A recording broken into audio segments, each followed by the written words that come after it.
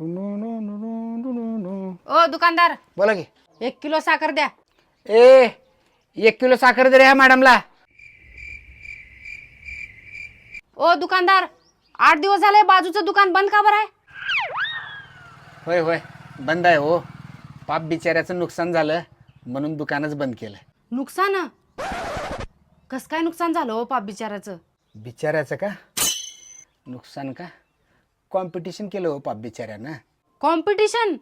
Competition केल्यावर कस काय नुकसान होतंय हो दुकानदार? नुकसान म्हणजे त्यानं नवीन नवीन दुकान टाकलं होतं.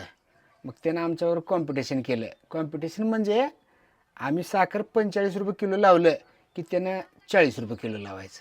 तुम्ही साखर 45 रुपये किलो विकलो, त्यानं 40 रुपये किलो विकला, मग तुम्ही काय केलं? मी का? मी पण कॉम्पिटिशन केलं. मी पण साखर 40 रुपये किलो विकलो. तुम्ही 40 रुपये